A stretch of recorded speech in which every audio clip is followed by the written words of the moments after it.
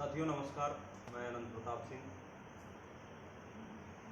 आप सभी को जैसा कि कल परीक्षा नियामक की तरफ से एक डेट शीट जारी की गई है, तो बैक प्रशिक्षुओं के लिए क्या निर्देश था, वो जो परिणाम आया, एक तरीके से कल से पूरा दिमाग अपसेट है। धरना किया गया, क्या हम लोगों ने मांगे रखी थी SCRT महोदय की तरफ से, निदेशक से। उन्होंने कहा था कि सचिव महोदय बुलाएंगे, मीटिंग होगी, लेकिन उसका जो परिणाम निकला वो देखा जाए तो ये उम्मीदें नहीं थी कि ये चीज़ होगा। कल से इतने सारे फ़ोन कॉल्स, प्रशिक्षु इतना परेशान है, सारी चीज़ें हम बहुत अच्छी तरीके से, उतना दर्द तो नहीं समझ सकता हूँ, लेकिन फिर भी बता दूँ लड़के किस प्रकार से परेशान हैं। मेरे पास फ़ोन करते हैं, अपनी समस्या बताते हैं। कोई कहता है अब मैं क्या बताऊँ, आप सबसे बीच बयां नहीं कर पा रहा हूँ, लेकिन फिर भी मैं उनसे कुछ कहना चाहूँगा। साथियों, अभी हम हारे नहीं हैं। आप लोग प्लीज़ कोई ऐसा काम मत करिएगा जिससे आपके घर परिवार, माँ बाप, भाई बहन, कुछ उन लोगों को दिक्कत आए। प्लीज़ आप सभी से रिक्वेस्ट है, धैर्य रखिएगा। हम लोग रणनीति बना रहे हैं, अभी आगे क्या हो सकता है सारी जानकारी इसी लाइव के माध्यम से आपको बताने जा रहे हैं। और हमारे साथ अंकित पटेल जी जुड़े हुए हैं। नमस्कार साथियों। सत्येंद्र सिंह सीटू भैया जुड़े हैं। नमस्कार मित्रों। कल का दिन समस्त बैच प्रशिक्षु, चाहे वो 17 बैच का रहा हो, 18 बैच का रहा हो, बहुत ही उतार चढ़ाव का रहा। सुबह से ही बहुत सारी आशाएं, बहुत सारे जो है लोगों को भरोसा था कि हम लोगों के पक्ष में सचिव जी और निदेशक जी मिलकर कुछ निर्णायक फैसले लेंगे जो आपके हित में होंगे। ऐसी आशा के साथ कल के दिन की शुरुआत हुई, मीटिंग शुरू हुई। शुरुआत में कुछ लोग वहाँ पे थे जिन्होंने जानकारी दी कि जो है 18 बैच और 17 बैच के जो भी प्रशिक्षु थे उनको तृतीय सेमेस्टर में प्रोन्नत किया जाएगा और चतुर्थ सेमेस्टर में साथ में परीक्षाएं होंगी। ऐसी अफवाहें स्टार्टिंग में फैलाई गई, ठीक है। फिर कुछ समय चलता रहा, बहुत सारे लोग कहें कि जीत हो गई है, ऐसा है वैसा है, तमाम तरह की चीज़ें चली। उसके बाद फिर अचानक से डेट शीट जारी हो गई। डेट शीट तो हालांकि 28 तारीख को ही पब्लिश हो गई थी, लेकिन ऑफिशियल जारी जो किया गया है, जो वायरल हुआ है, वो कल की डेट में हुआ है, ठीक। तो डेट शीट को लेकर भी बहुत सारे विवाद थे। डेट शीट में जो सबसे बड़ी समस्या लोगों को आ रही है कि उसमें तृतीय सेमेस्टर के एग्ज़ाम समस्त बैच प्रशिक्षुओं को देने के लिए ऐसा उसमें दिख रहा है। आप लोग भी देख रहे होंगे। बहुत सारे बच्चे, जैसे कुछ लोगों ने फ़ोन किया मुझे, उनकी समस्या ये थी कि 17 बैच के थे, सेमेस्टर बैक उनका लगा। उन्होंने अपना फिर फर्स्ट सेमेस्टर क्लियर किया, 18 बैच के साथ सेकंड सेमेस्टर पूरा क्लियर किया, लेकिन उनका भी प्रमोट लिस्ट में नाम नहीं है। तो उनके साथ क्या हो रहा है? बहुत सारे मुद्दे हैं, बहुत सारी बातें हैं, बहुत सारे सबके अलग अलग विषय हैं, ठीक है। कल से मैं जान रहा हूँ कि सभी लोग मानसिक रूप से बहुत ही ज़्यादा परेशान हैं, ठीक। तो आप लोगों से ये कहना चाहूँगा कि सब लोग परेशान बिल्कुल मत होइए, क्योंकि अगर परेशान होने से किसी चीज़ का हल निकलता तो आपके साथ हम लोग भी परेशान होने बैठ जाते हैं। परेशान होने से सिर्फ और सिर्फ आपके और घर वाले दोनों लोगों के लिए समस्याएं पैदा होंगी। इसलिए इस समय हिम्मत से काम लेने का समय है। अपने आप को धैर्यवान बनाइए, क्योंकि अभी आप पूरी तरीके से नहीं हारे हैं। एक प्रयास था, असफल हुआ, मैं मानता हूँ कि अधिकारियों ने पूरी तरीके से तानाशाही दिखाई है। जितनी भी हम लोगों की मांगे रखी गई थी, प्रेयर रखी गई थी अपने तरफ से, उन्होंने बिना किसी प्रशिक्षु के हित के बारे में सोचते हुए, अपनी तानाशाही रवैये को दिखाते हुए जो भी फैसले लिए हैं, इनकी कड़ी शब्दों में मैं बोल रहा हूँ, कड़ी शब्दों में निंदा करता हूँ। ऐसा करना कहीं से भी 18 बैच या 17 बैच या किसी भी बैच के प्रशिक्षु हों जिनके बैक लगे थे एक किसी सेमेस्टर में एक सब्जेक्ट में, तो इसका मतलब ये नहीं है कि वो किसी से पढ़ाई में कमज़ोर था या किसी भी चीज़। बहुत सारी समस्याएं आ जाती हैं। कभी कभी आप पेपर अच्छा लिख के भी आते हैं, एग्जामिनर सही नहीं मिलता, उसकी वजह से भी बैक लग जाती है, बहुत सारी चीज़ें होती हैं। उसका मतलब ये नहीं कि आपका सत्र ही लेट कर दिया जाएगा, आपको अगली आगामी परीक्षाओं से वंचित कर दिया जाएगा। ये सब सारी चीज़ें हैं। पहली बात तो एक चीज़ आपसे बताना चाहूँगा कि सभी लोग जिस जिस जिले से हैं मुझे देख रहे हैं, एक काम फर्स्ट ऑफ ऑल करिए कि जो भी आप लोगों ने ग्रुप का निर्माण किया है उनमें सबसे पहले एक काम करिए कि सिर्फ और सिर्फ उनमें बैक प्रशिक्षु ही रहे। कोई भी ऐसा लड़का ना रहे या कोई भी ऐसा छात्र ना रहे, ना ही कोई भी ऐसा नेता रहे कि जो उसमें पास वाला हो।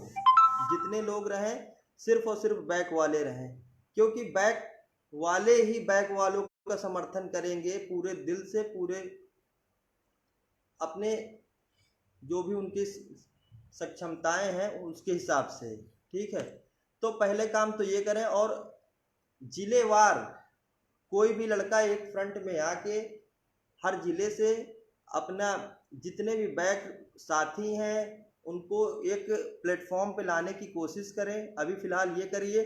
और हम लोग शासन स्तर पर प्रयासरत हैं माननीय दिनेश शर्मा जी से और बेसिक शिक्षा मंत्री सतीश द्विवेदी जी से और उप मुख्यमंत्री केशव प्रसाद मौर्य जी से, तीनों जगह मैंने अपनी एप्लीकेशन डाल दी है पर्सनल मीटिंग के लिए।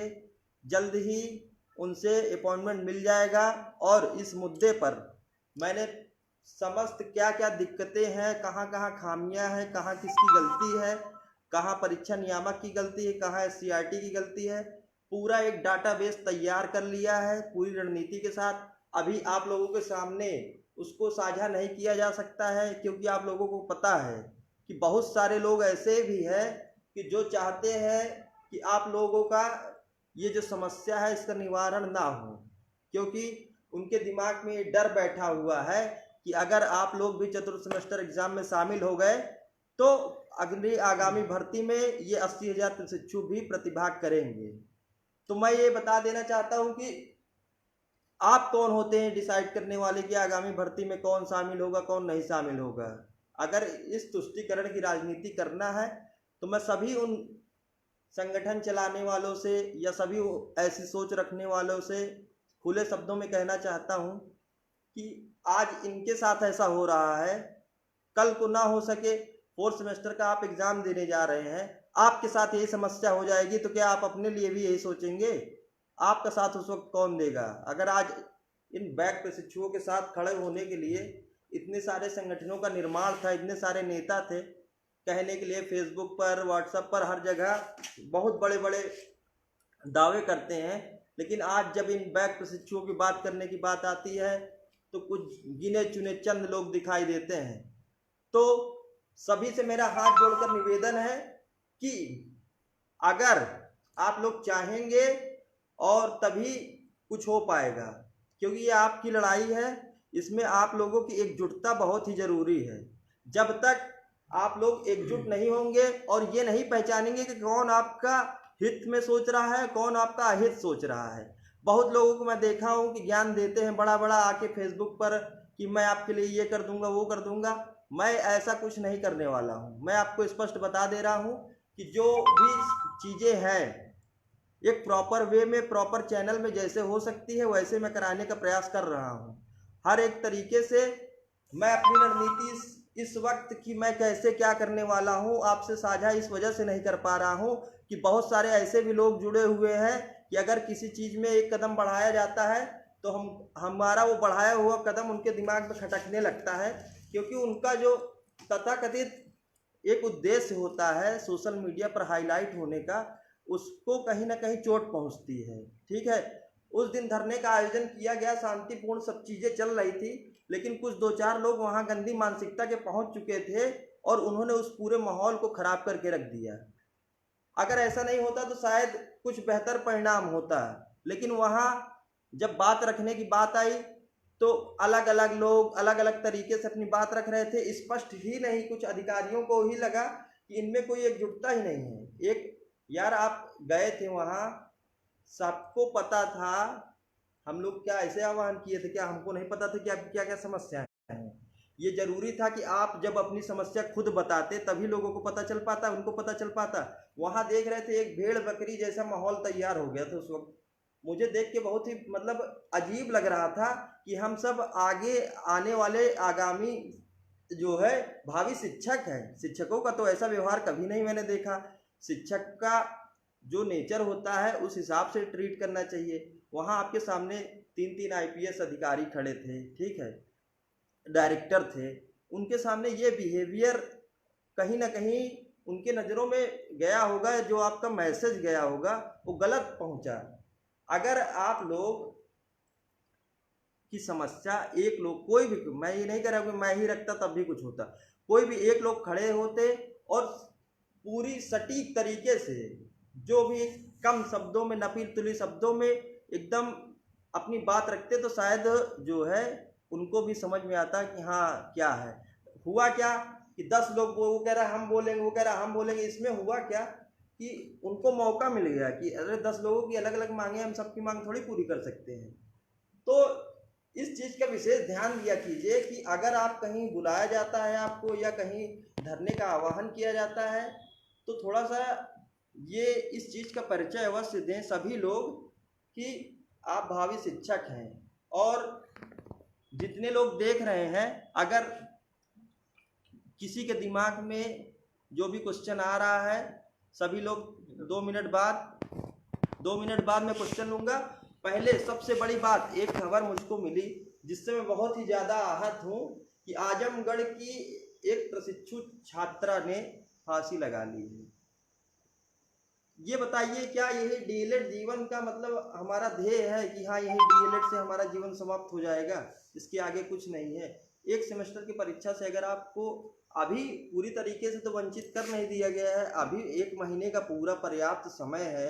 मैं बोल रहा हूँ आप सभी का सहयोग रहेगा तो जिस हद तक लड़ने के लिए मुझे संघर्ष करना पड़ेगा, किसी भी रास्ते से, प्रॉपर चैनल से, शासन स्तर पर, हर तरीके से मैं प्रेशर बना रहा हूँ, प्रयास कर रहा हूँ। लेकिन इस वक्त सबसे जो बड़ी ज़रूरत है, आपको धैर्यवान बनने की ज़रूरत है। जल्दबाजी में कोई भी आपका गलत लिया हुआ निर्णय, कल को आपके जो घर वाले आपसे आशाएं लगाए हुए हैं, तो आज आप एक बार मान लीजिए एक सेमेस्टर की परीक्षा से वंचित हो रहे हैं, लेकिन अगर आपने कोई गलत कदम उठा लिया तो जिन्होंने आपको पाल पोस कर इतना बड़ा किया है, उनको आपसे बहुत सारी आशाएं हैं, और उनकी सारी आशाओं को एक झटके में मत खत्म करिए। इसलिए सभी से हाथ जोड़कर निवेदन है, इस संकट की घड़ी में, इस जो भी इस वक्त चल रहा है माहौल, इस माहौल को बहुत ही धैर्यवान तरीके से सभी लोग बहुत धैर्यवान बनिए। बस इससे ज़्यादा कुछ नहीं कह सकता हूँ। दुख है, आपको भी दुख है, हम भी महसूस कर रहे हैं कि जिसके साथ होता है वही उस चीज़ को समझ सकता है। लेकिन कहीं ना कहीं उस लेवल पे जाके मैं भी सोच रहा हूँ कि मानसिक रूप से बहुत ही ज़्यादा दिक्कत में है आप लोग, ठीक है। लेकिन धैर्यवान बनिए, साहस रखिए, कुछ ना कुछ जरूर ही बेहतर होगा जल्द से जल्द। साथियों, मैं 18 बैच अनंत प्रताप सिंह। आप लोगों ने मैंने क्या किया है वो सब आप लोग जानते ही होंगे, बताने का वो नहीं मेरा। बस ये कहना चाहूँगा, इस संकट की घड़ी में एक तरीके से देखिए, मेरा 18 बैच का जो लाखों का परिवार था वो एक तरीके से आधे के रूप में बट रहा है 2 टुकड़ों में। तो इस समय मुझे क्या डिसीजन, एक मान लीजिए मैं नेतृत्व कर रहा हूँ, तो मेरा ये दायित्व तो नहीं बनता है कि मैं बैक वाले साथियों को यहीं पे छोड़ दूँ जो पास हैं उनके साथ, क्योंकि मैं भी पास हूँ। मैं देखिए, मैं ये कहना चाहूँगा सभी साथियों से जो पास हैं, जो फेल हैं, दोनों से कहें हैं कि देखिए, इस समय जो चल रहा है, आप पास हैं ठीक है, प्रमोट हो गए हैं हम लोग, लेकिन जिन साथियों को बैक है उनको मैं सभी से संदेश देना चाहूँगा कि मैं उनका साथ नहीं छोड़ सकता हूँ। मैं इस संकट की घड़ी में उनका साथ नहीं छोड़ूंगा, और जितना मुझसे प्रयास हो सकेगा मैं हर स्तर पे, मेरी टीम जो है अपने स्तर से प्रॉपर चैनल की तरीके से काम कर रही है। शिक्षा मंत्री, माननीय मुख्यमंत्री, उप मुख्यमंत्री तीनों से अपॉइंटमेंट लिया गया है। और हमारे यहाँ के बहुत ही सक्रिय विधायक हैं जुझारू, जो मतलब हमारी बात को बहुत अच्छी तरीके से, मतलब देखा जाए तो माननीय शिक्षा मंत्री से उनका अच्छे लगाव है। तो हम लोग अभी उनके बीच भी बात भी हो गई है और अभी उनके पास भी जा रहे हैं। वो हमारी बात को जो है पहुंचाएंगे। तो बैटरी कम हो गई है, बैटरी डिस्चार्ज, तो बैटरी साथ में बैटरी डिस्चार्ज हो रही है। तो कुछ कम शब्दों में ये कहूँगा कि हम लोग अपनी लड़ाई ऊपर पूरी कर रहे हैं। आपसे निवेदन है सभी बाइक साथियों तक हमारी बात पहुंचाइएगा, क्योंकि इस समय बहुत तनाव में है साथियों। देख लीजिए अभी भी फ़ोन आ रहे हैं, तो उनसे निवेदन है। अंकित पटेल कुछ कम शब्दों में कहेंगे। नमस्कार साथियों,